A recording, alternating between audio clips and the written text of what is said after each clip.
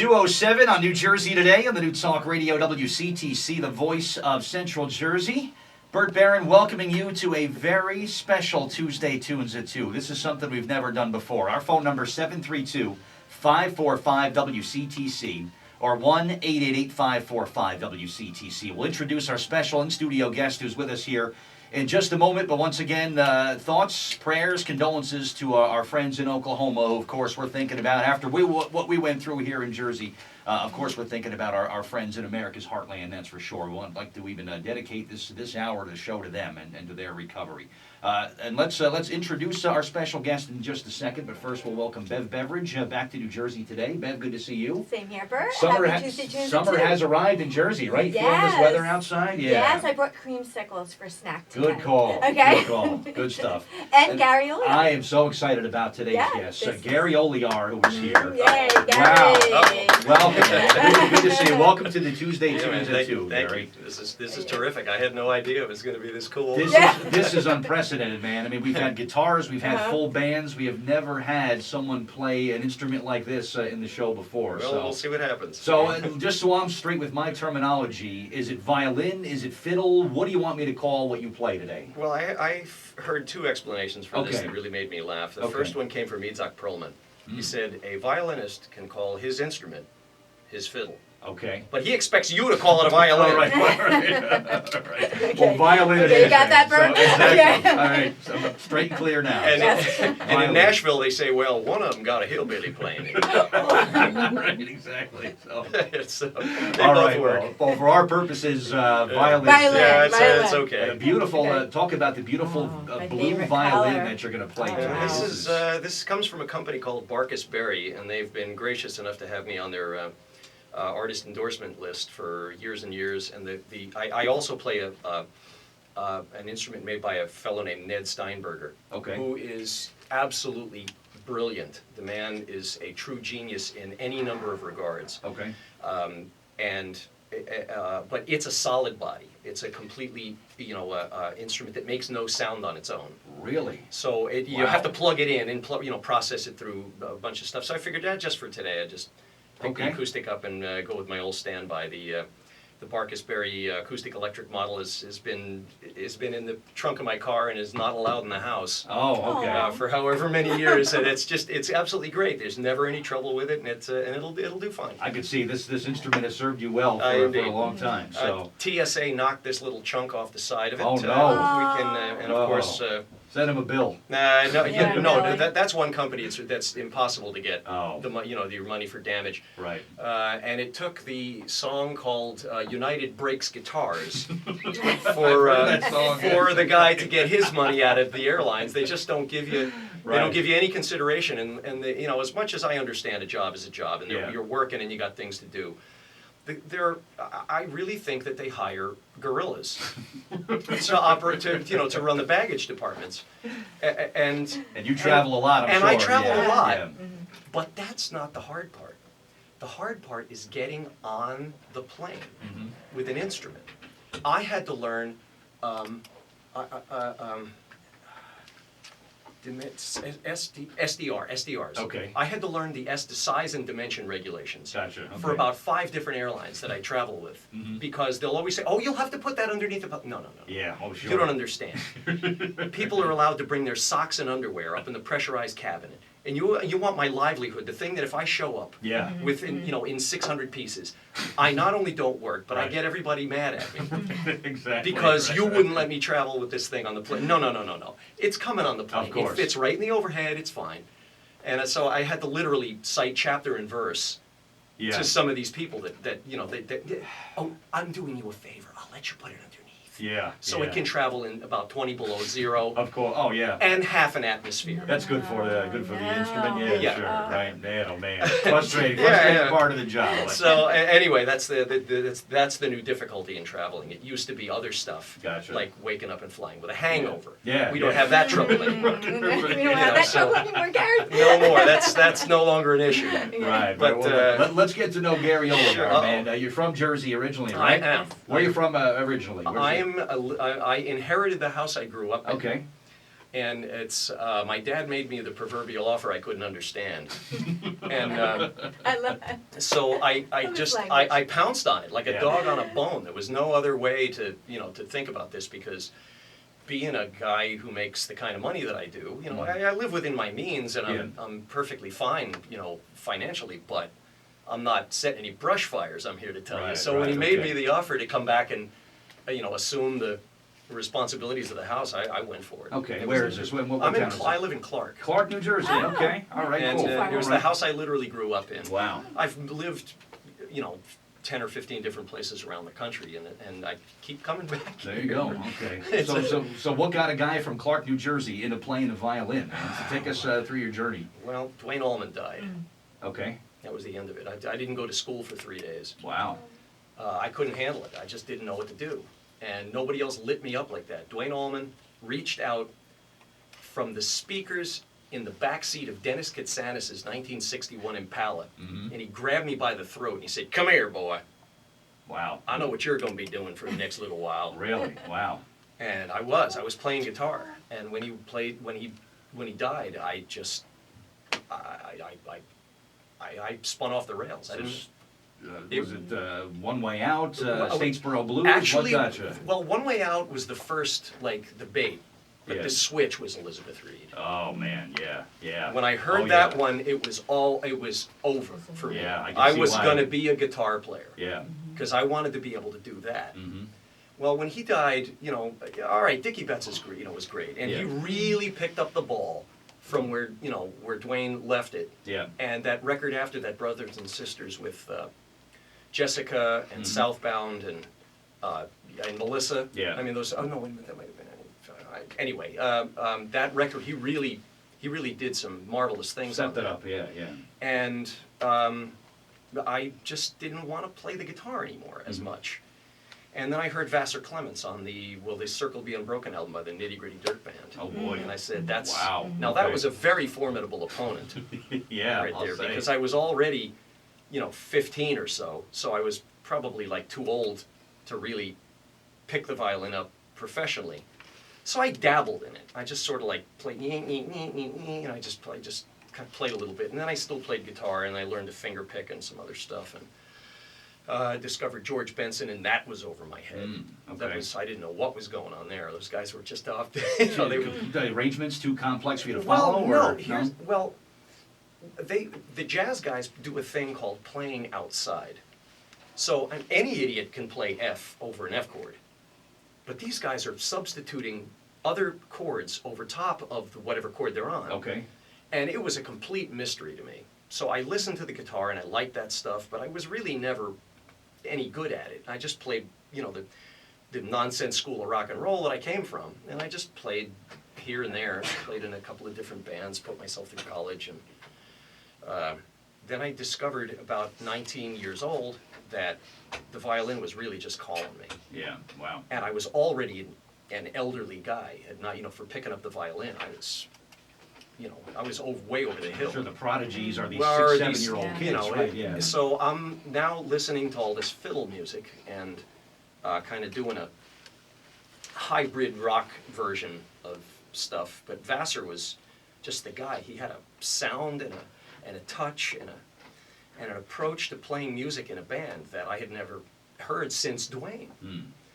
And then there were a couple of other guys that were really, influential. Like there was a fella named Richard Green who played on all the plugged-in band stuff. Okay. Vassar was more of an acoustic guy. He came from the bluegrass school. But Richard Green, even though he played bluegrass and he's a really terrific bluegrass musician, he really came into his own when he plugged it in and played with rock bands. That's, there was nobody else doing anything like that. And he was the only game in town. If you heard a really exciting plugged-in violin on a record in the 70s, it was Richard Green. It was him, yeah. He played on the Loggins and Messina So Fine record. He played on a Kenny Rankin thing. He played, what was that song, Kenny Rankin's song? Berimbau. Mm-hmm. And he he had this thing that would just capture you. You'd listen to it and you would be moved by his Yeah. playing. And those were the only guys that really moved me. Okay, there were some still really terrific guitar players around, and they were all playing wonderful stuff, but that wasn't what sucked me into the black hole of practicing all the time. Right. And the violin did, so I took my first violin lesson 2 weeks before my 20th birthday. Oh boy. And I discovered how bad I really was. As anyone would be, Well, of course. no. I mean, like I said, I dabbled on Okay, it before, all right. but I never really, took it seriously. This first day of violin class in college, with music classes to begin the thing, and then you go take your private lessons, and he put the book in front of me, and I went, "What's this? What are you talking about? Read music? I don't know what you're talking about." Well, they beat me up. They beat me stupid. Okay. In UMass in Amherst, and it was a really great program. And my teacher was very good, but he was one of those. He was one of those crusty old guys who had seen it all. He'd already been there, done the concert circuit, and he was teaching now just because it was. He's just a little old guy, and he played and he would talk about it. And he never called me by my name. He used to call me Jigs and Reels. Jigs and Reels. That was my name to him.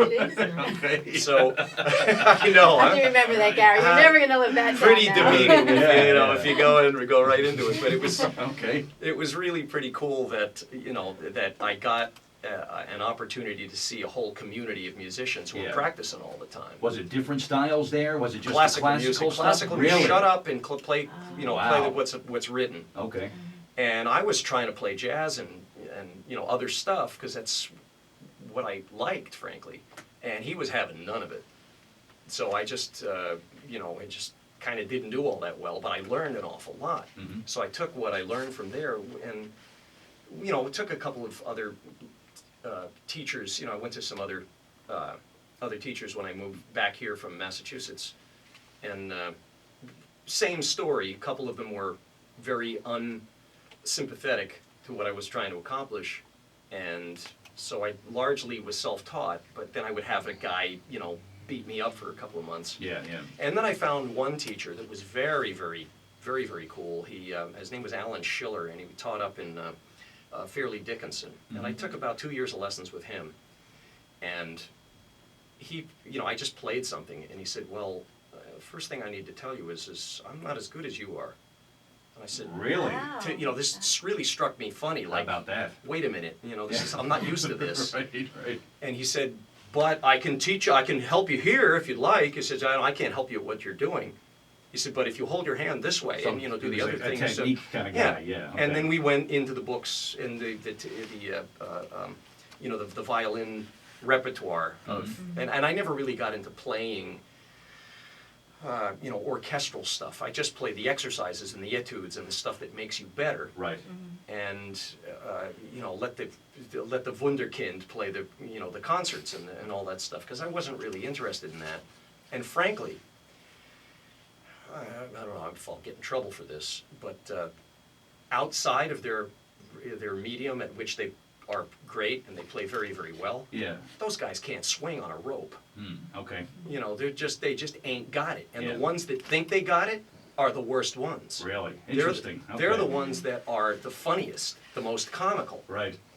because there's great technique, great, they've got good intonation and their sound is good, and they can't play a melody Right. that isn't on a page. Mm. So that's all I ever did was play the melody. I just played the melody to songs that I liked, and you have to play the melody to a fiddle tune, and so the fiddle tunes taught me to play fast, and and rock and roll taught me to play a melody. Right. So once I got to the point where I could do both of those things, then I said, all right, stop it, play the melody right now. And that actually took a while Right. to get that together. Right. But the classical players that that didn't come up concurrently with fiddle music cannot play anything else. Interesting to hear that. It's just a simple Yeah. fact. Yeah. And it's not it's certainly not slighting these guys. No. But Yeah. the attitude that I get from them Right. is way worse than the attitude that I just presented right here. Okay. So. All right. So Well, it's- let's show them your stuff. Why don't we get some live music from All you? right. We'll get a All feel right, for your Gary. style here, Well- and then we're going to take a break. But talk about what you're going to play. Is this an original piece? Is this? Well, I'm Italian and Slovak. Okay. So I didn't even know there was such a thing as Irish music. I'd never heard it. Oh, The only thing okay. I'd ever heard was the unicorn. I didn't know there was an Irish tradition of songwriting and singing, and then the Irish traditional stuff. Until I heard a record called "The Last of the Brooklyn Cowboys" by Arlo Guthrie, Oh boy. Okay. and he had Kevin Burke playing on just a song on his record. And once again, reached me up by the throat and said, "Whoa, whoa, this is magnificent. It's just fantastic. It's talk about suck you into the hole." Well, I went to college in Massachusetts trying to fumble around on some of these things, and I didn't know what I was doing. But there were any number of Irish communities in Massachusetts, because that's kind of where the first stop was. Mhm. Boston was like the #1 stop. Yeah. Well, being an Italian guy from New Jersey comes, hanging around in these places. A guy who was a really good musician, a guitar player, said, let me play you some Irish music. After this thing is done, we'll come back to my place and I'll play you spin you some records and play. Well, he played a band called the Boys of the Lock, who are still around. Okay. And he pulled out a bottle of Glenlivet. And I literally left there in about 3 hours an Irishman. That'll do it. It was the most unbelievable stuff. I had never heard this stuff before. It was Yeah. it was like Life-changing, yeah. listening to Martian music of some sort that Yeah. I had never run into. And I was riding the red eye when I went out of there, and I think I walked the 2 miles back to my dorm room. Okay. But I was never the same after that. Well, this song comes from a place. It's a lot of the Irish migration here happened after the potato famine, and the Irish were here as a established ethnic group, long before my family got here. I mean, they were almost 100 years of the gangs of New York and all that stuff. That was all an Irish phenomenon. Right. And I had heard the Chieftains by this time, Okay. and I went up to the Irish festival at Bear Mountain, and I was just sitting in with a woman named Mary O'Dowd, who I didn't realize that I was just subbing for somebody. I didn't realize she was Yeah. like big time. Yeah. And I could sort of dabble around on some Irish sound. At least I played not badly. Well, went to the gig, went up on stage, and who's standing behind us on stage? I didn't know they were playing. Is the Chieftains. Oh boy. I'm No pressure. I'm sweating bullets. I had no idea. So I get off the stage and I'm fumbling on myself, just like Scott. And I said, I've got, I'm so glad to see you guys. This is just tremendous. Well, they are also very gentlemanly fellows. Yeah. And they went back to a bar, which was off the beaten path, but they were, they'll play at the drop of a hat. So they're playing in this little bar up outside of Bear Mountain someplace, and I'm like there. And Martin Fay, who was the older of the two violin players in the band, the other guy's Sean Keane, who was kind of like the hot, the younger guy. Well, Okay. Martin Fay pulled me over to the side, he grabbed me by the elbow, and he said, "Get your fiddle and come with me." And we went over to another part of the room, and I went, so he's going to yell at me. Figured he's going to beat me up, he's going to smash it over my head. I didn't know what to Say expect. never play again. Yeah. And he said, "You play in tune. Follow me, play after me."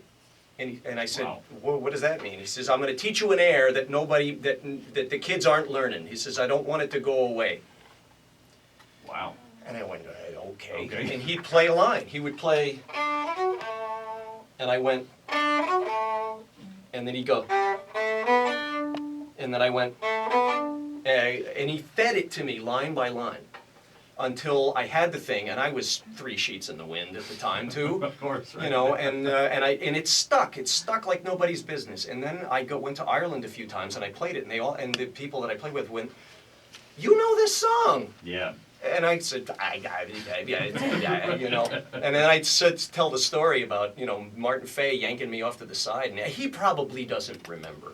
You know, now he was not, you know, he was not off the rails that night. He was, you know, like I said, gentlemanly and composed, but he was nice enough to teach Obviously me the impressed with song. your playing too, so. And I was Right. I was just coming up, you know, I wasn't all that good. I was just kind of doing what I did, trying to grab a fistful and hang on. That's but anyway, it. All right, Gary this is Oleyar, called Tuesday Tunes at 2, and the song is? Aaron, I'll never speak your name again. All right, all yours. Yep.